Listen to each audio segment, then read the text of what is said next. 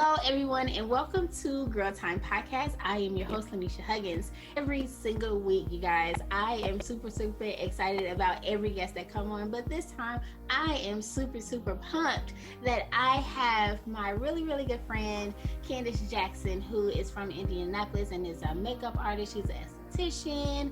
She has her own makeup brand, which we're going to talk about later. Today, we are going to talk about Candance as an entrepreneur, as a woman of God, as a mom and aunt, and her brand. And we are going to dig a little bit into a serious accident that happened some time ago and kind of know what happened and where she came from that point, and where she is now. So especially dealing with the rioting and COVID-19. So we're just going to jump straight into the questions.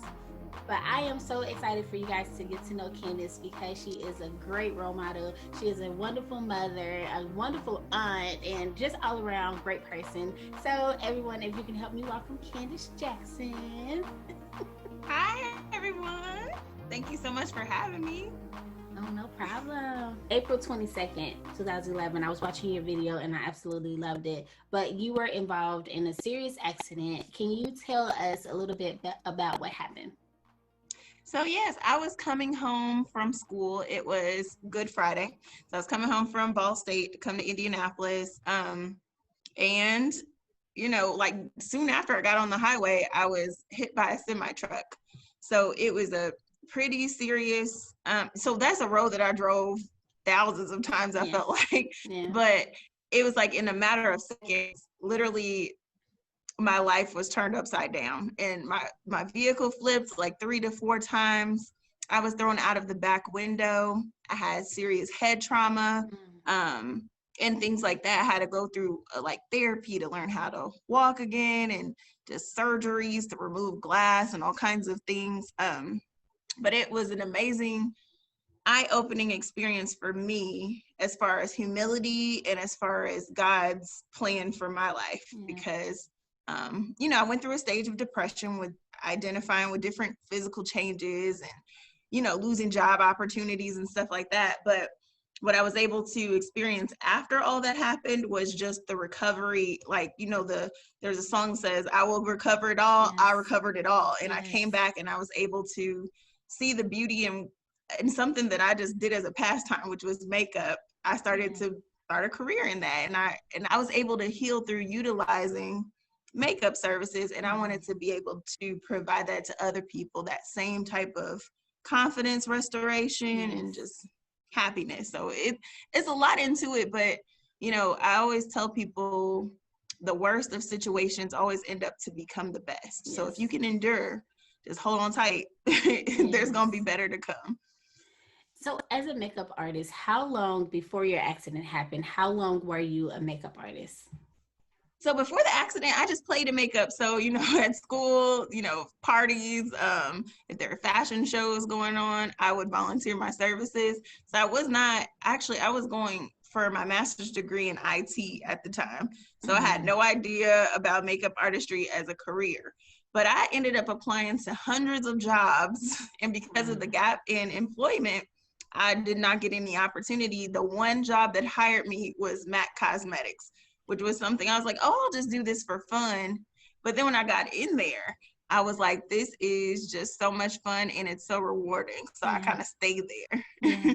That's good. And I have to say that you are an amazing makeup artist and I love your testimony. Especially, I just have to put this out there, y'all, because she did my bridesmaids makeup for my wedding and I absolutely loved it. I loved it so much. They were so pretty. Thank you. My sister, who was one of the bridesmaids, she said, I had never had my makeup done like this before.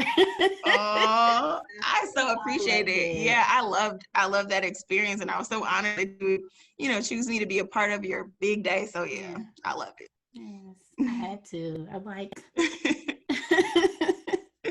and so kind of going back into the time during your accident, you in your video you talked about not being able to look in the mirror again and not being able to recognize yourself. So how was the recovery process for you?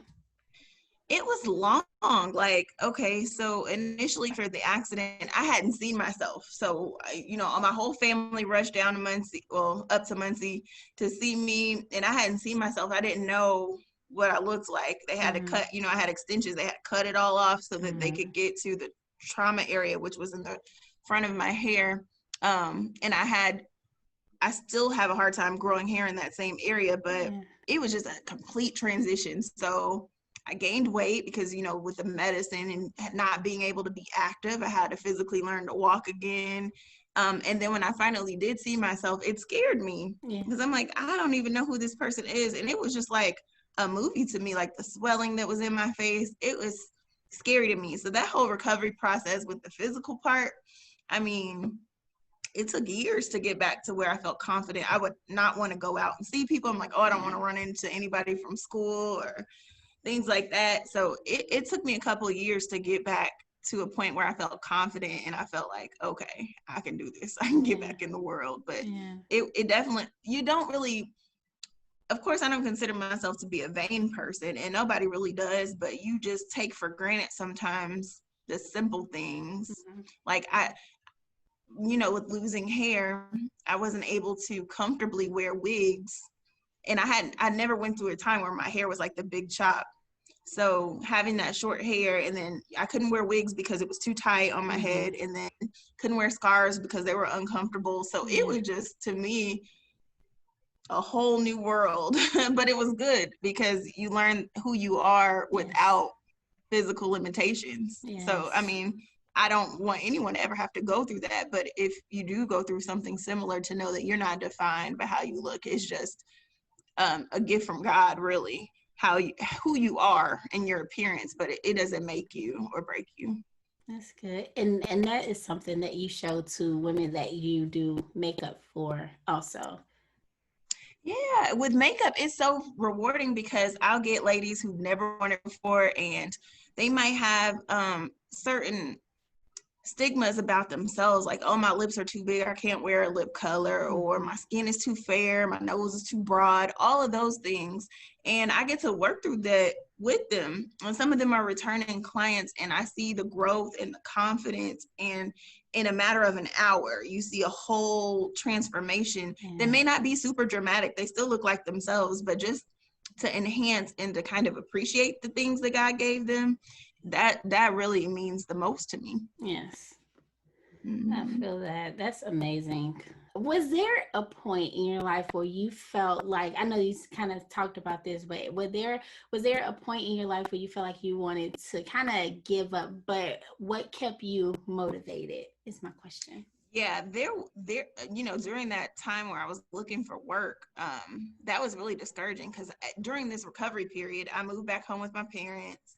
I didn't have a car because mine was totaled. I was afraid to drive again. So I lost a lot of independence, and I had to go through a process of regaining that independence. What kept me going, honestly, was the word and the Bible. And I went to therapy. I know sometimes in church we're taught, you just need to pray. But the therapist I went through was through a Christian organization. So in my treatment plan, we would talk about scriptures. We would talk about songs that I could relate to, testimony. And every time I spoke to her, she had me tell that same story over and over and over until I could tell it with no pain, until it was a testimony. Wow. So honestly, God is the main thing in my family as well. They're loving and supportive through everything. But yeah, just being reminded of the core and the purpose and why we go through some of the things we go through. That's really good. Oh, that's good. So how long was your recovery process? How long was it? I would say about 3 years until I got up and shaking again. Mm-hmm. That's good. That's good you were able to have that moment with your therapist and have those stories and being able to share that with other people, because it is an amazing story. I love it so much. Thank you. Thank you. And yes, I will recommend to anyone who's going through a challenge, sometimes you just need to talk through it. And therapy is a thing of the present, and it's really important, but you also can attach your faith to it. Yes. To make it more personal to you and to make it really have an impact. So definitely recommend that. That's good. I did too. So I did therapy for like a week because my job was paying for it, but I didn't keep going because I felt that my family, we're not private per se, but we don't like to really show those feelings to anybody Right. outside of ourselves. And so I was only going for a week and then I stopped. And then I'm just like, okay, I'm okay. But I wasn't. Mm-hmm. So it It is is an needed. uncomfortable. So it takes time to even get, close enough to tell, like, I'm not telling my business to this Exactly. stranger. So it takes Exactly. some time to even feel comfortable. And I felt like, it might take more time, but it's worth it. Yeah, it definitely is. I love that. So let's talk about your brand, which is the Parris brand, and it is inspired and dedicated to your late sister Paris. And my condolences to you and your family. Thank you. Um, but can you tell us a little bit about what your brand is about, where it was initiated from? Absolutely. So back when I worked at Mac, I went on to a couple other makeup brands, and during that time, I just didn't have the flexibility. So I decided I was going to start my own brand, and that was called the Limitless Look.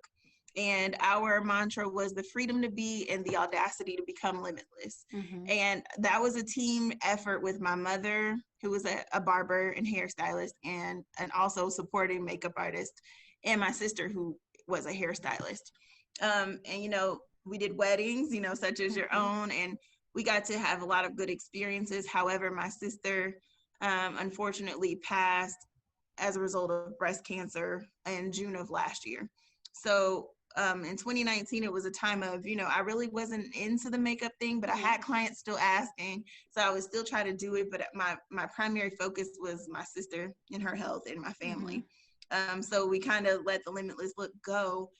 But my sister was an upbeat, hardworking, beautiful person who would not have wanted me to stop my dream, Mm-hmm. because it was a part of her dream. And so I decided to name the company the Parris Brand in her honor. And our mantra is to live on beautifully in her legacy. So every client that I reach, my goal is to kind of do some type of have that sisterhood that I had with my Yeah. sister, and be able to share through laughter, through Yeah. confidence, through whatever issue might be going on.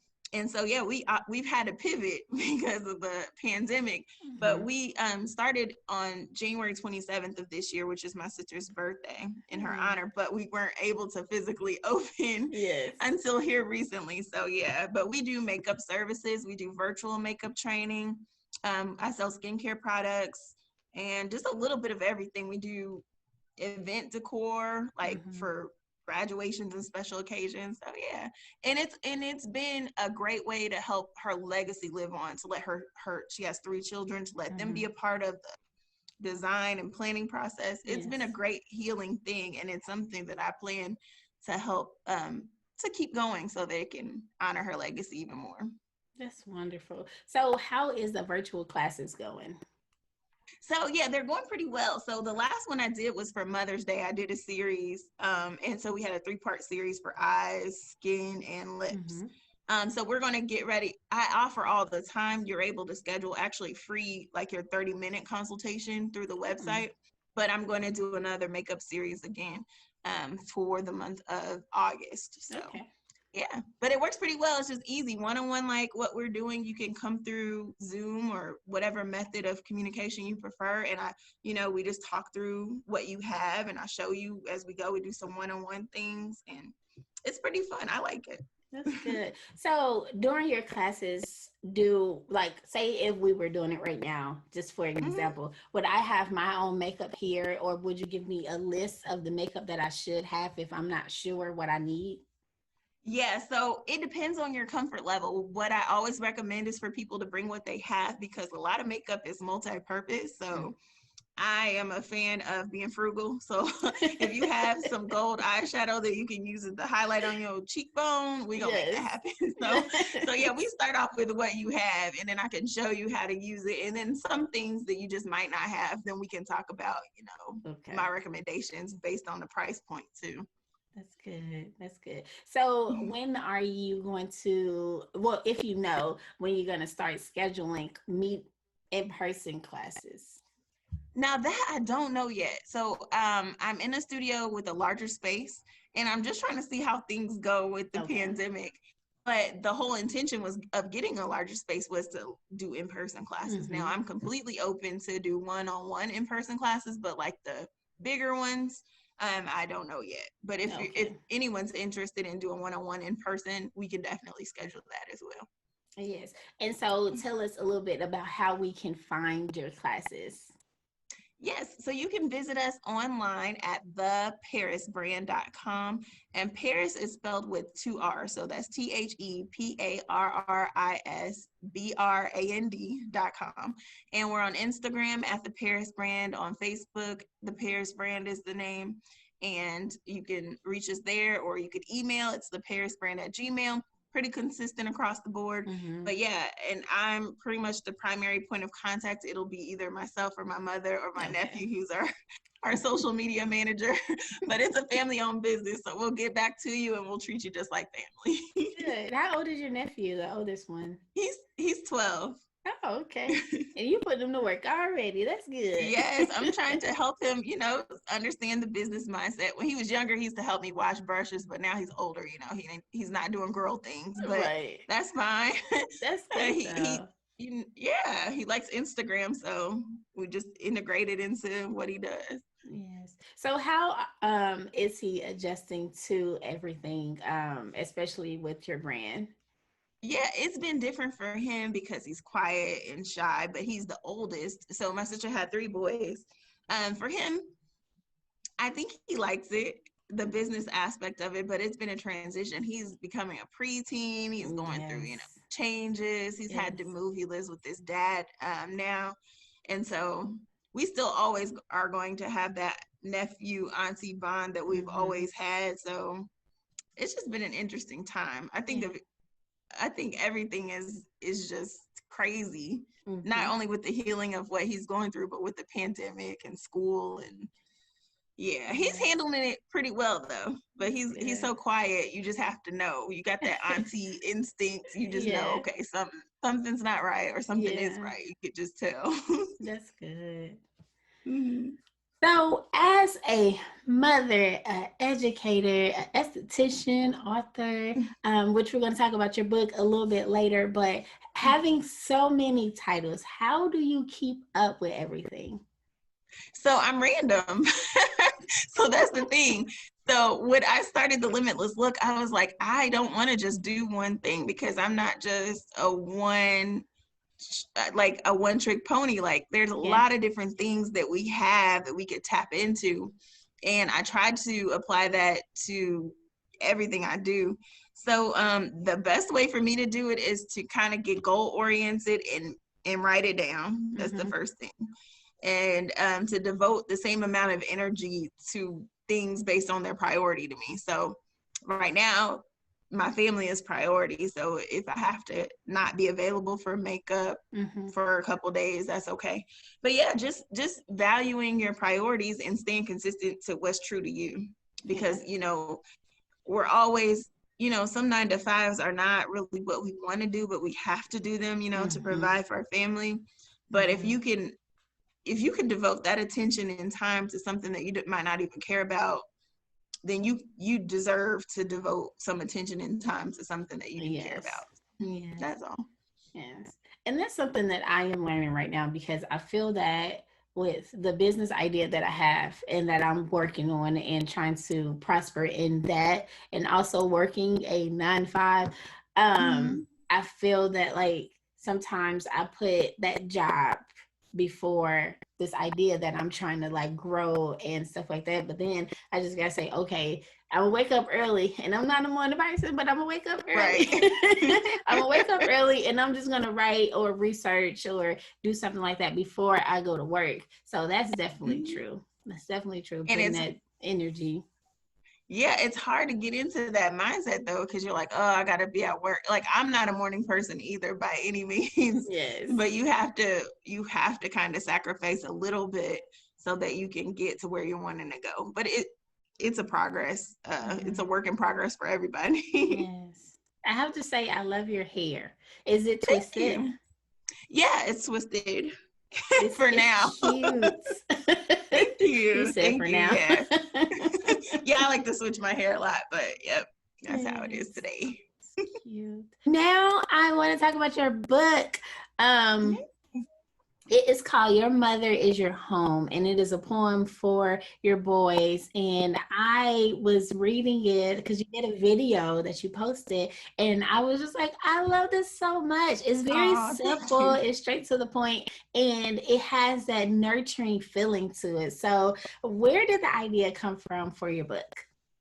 So I have a friend that actually I grew up with, and I don't even know if she knows. I haven't even talked to her about it, but her mother has passed away, but she always posts that her mother was her first home. And I thought about that, like your mother is your first home. Yes. And that's not only necessarily like your physical mom, that could be like your motherland, like Africa, you know, with everything that we're going through right now. Or if you're not African American, your native land, if you're a newcomer to America, it's still within you, your heritage, your culture, your ethnicity, the fiber of your being. Yes. So I thought about that and how powerful that was to me.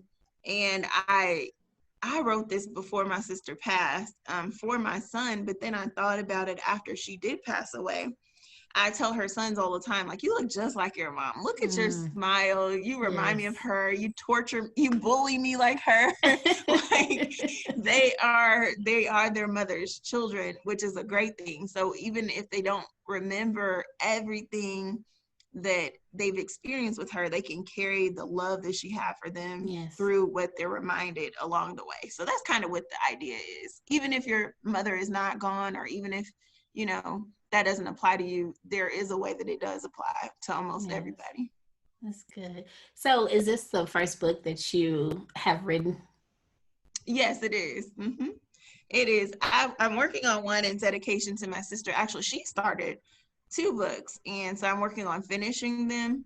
One is for her children, and one is just her testimony and story. So I'm working on those as well. But yeah, this is the first one that I actually, like, you know, followed through the process on. That's good. So is the book sold any place?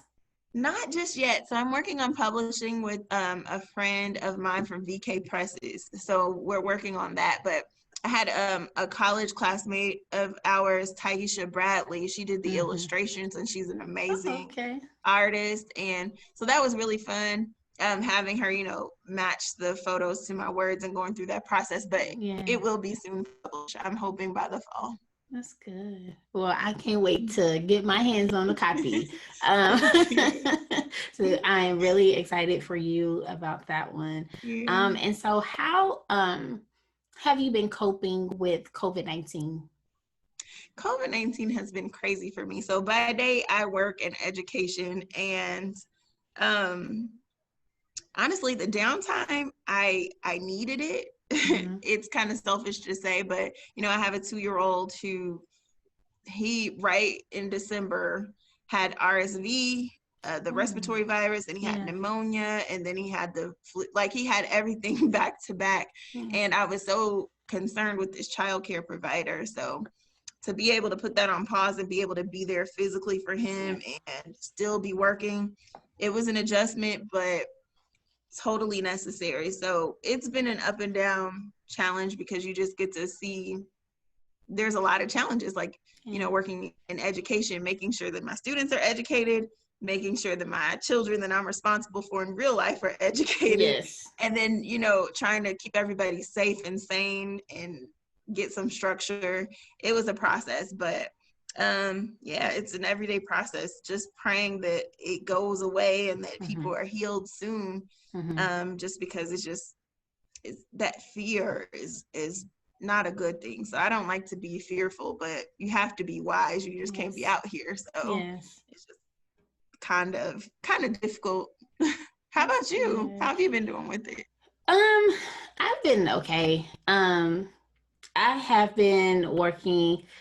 I've been working. I haven't stopped working. I felt like I've been moving more into what I am destined to do. and what God has placed in my life. And so when he unveiled that and said that I was ready for that, I've just been moving in that. So yes, I've been being more consistent with podcasting. I've been consistent with finishing my business plan because it's still halfway done. So I've just been more consistent in doing the things that I love doing and not having to work this job. Right. Believe me, I understand. But you are definitely Superwoman. How is your Thank you. baby? Is he feeling better now? He's great. He is awesome. So, another part of the transition is I just reintroduced him to a new daycare this past week, and he's adjusting well. But you know what? He is really, if anybody has small children or children at all, I encourage you to just challenge them. I mean, he is only 2. He can write his letters like legibly. He can do his phonic sounds. And I think it's because my mom and his caregiver used to think I was crazy because I'd be like, oh, he gonna do some flashcards at like 6 months. But really their brains are growing so fast, you don't know what they can and can't do. I know everybody's ability levels are different, but just try with them and don't make a big deal of it. Just kind of, if you have small children or older children, just kind of introduce them to new concepts and see how much they hold on to it. You'll be amazed. That's good. I'm so glad he's doing so much better, and that's amazing. Yeah, that is so amazing. He can write his letters. Oh yeah, I'm like proud mama. I tell everybody that. I told the people at daycare, and they're like, yeah, right. And then they met him and they moved him up on the first day. I'm like, see, I told you, my baby was smart. You got to listen to mama. Be like, I had this child. I know. But every mama is that way. My baby is the best. I know. They're like, yeah, we know. Oh, that is so great. That is so great. So right now, with your Parris Brand, you said that it is you, your mom, and your nephew, your oldest nephew. So are you looking to start a team, or where you think you're going outside of this like family work? No, we were, there was a point where we were getting interns and like people who were interested in makeup artistry to train.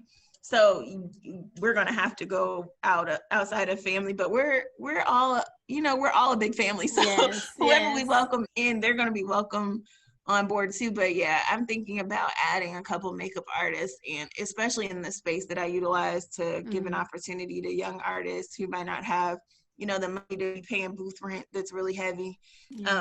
So yeah, we're looking to expand. That's good. So are you located downtown Indianapolis? Yes, we're located right on the corner of Mass Avenue downtown. Okay. So yeah. Okay. So it's a pretty central location, and it's pretty good, for most of our clients. Sometimes it's out of people's way, but for big occasions, we were traveling, but with the pandemic, we're not traveling right now. So yeah. That's good. That's good. And I can't wait to make my appointment because you see how dry I am right now without my sunlight. Oh no, you got that glow still. No, that'll be so much fun. I'll be happy to see you. I don't think I've seen you since your wedding day, so that'll be great. It has been, oh gosh, 4 years. Oh gosh. It has been that long. Oh gosh. And we didn't even get to actually say anything. Okay. Yeah, that's how it is on those good days. Everything going on. How are you feeling compared to maybe where you were 5 years ago? How are you feeling? I am feeling okay. So I definitely have matured in the 5 years, and I'm definitely not the same Candace that I was before. And I think it's a good thing because, with time you get wisdom, and I feel encouraged. Like I appreciate the shifts that are being made, in the advantage for minorities, for people of color, for Black people, for women. I see those things coming into play. I'm hopeful. Despite all the negativity we have going on in the world, I feel like there's still a place for beauty, and there's still a place for happiness. Yes. And I have a really hard time sometimes when stuff is so heavy because, I never considered myself a real like painter artist or something, but honestly, I kind of am an artist, and emotionally, I feel connected to what's going on. So it's really hard when we're in the middle of a pandemic for me to be like, oh, I'm going to do my makeup today. But there's an importance in having, your appearance reflect how you're feeling. And there's a thing called the lipstick effect. Not necessarily that you have to wear makeup, but when you look good, you feel better, even if you're going through the roughest storm. So sometimes, although I feel like, oh, it's just so vain to be worrying about what color lipstick somebody should be wearing today, it really could make a difference in somebody's life. So there is a place for beauty and all of that. And really, another concept is that pretty is a protest, I was saying, because there's so much going on with social justice issues. And you feel bad. Like, I feel bad to take an hour of my day and be doing my lashes and doing stuff. I feel bad. Like, okay, I should have been doing something more meaningful for my brothers and sisters who are going through things. But in that same time, you're choosing not to be affected by the negativity. You're choosing to empower yourself and embrace and honor God in your appearance. And, I think it's important for people to still feel beautiful, still feel confident. The guys, it's important for them to still be able to be groomed as well. So yeah, it's just where I am now is, if we were in this situation 5 years ago, I'm not sure how I would have managed. But just, having the maturity and having some wisdom behind it, I thank God for the experiences that have brought me to today. So that I can kind of learn how to cope, because I'm not sure I would be able to keep pushing in the same way. Yes. And it definitely take that growth, in that inner growth, to even realize that this is the change that I could be making, and this is the change that I probably couldn't make a long time ago. So that's really, really good. I love that so much. I love you. I really admire everything that you do, because I watch you. And I told my husband, I gotta get her on. And so I'm just like, I admire everything that you do, because it is with class and it's with grace. And so me moving into this new chapter of my life, I really look for women that is entrepreneurs and that has been in their business for such a long time. And so I'm just like, okay, what can I take away from what I see in her today? So with you, it is grace and class. So thank you. That means a lot, because I'm telling you, sometimes it's not cute to go through the storm. But it's important to go through it. We all have to, but yeah. But I so appreciate it. And I'm so grateful to you for reaching out to me and being so patient, because I don't know how much to share on your podcast, but right during the protest, we were going to do this podcast before. And I live downtown Indy, and my building, I came downstairs, it was all boarded up, and I'm like, what in the world? I instantly started praying as soon as you told me that. And I said, Lord Jesus, let her be okay. Let them be okay. But I was definitely praying for you guys. And we'll continue to pray for you guys, because I know that there's a lot going on, and you're right in the middle of it.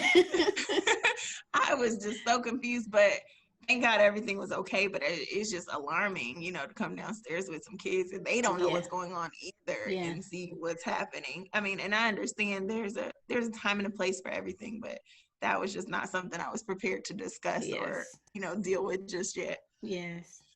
Which I totally understand. But yes, that is all that I have for today. Candance, thank you so much for taking the time and letting us know some of your beauty secrets. Oh yeah, thank you for having me again. I'm so excited about what you're doing, and if there's anything that I can ever do to support, always let me know and I'll be here. Awesome. Same here. I love it.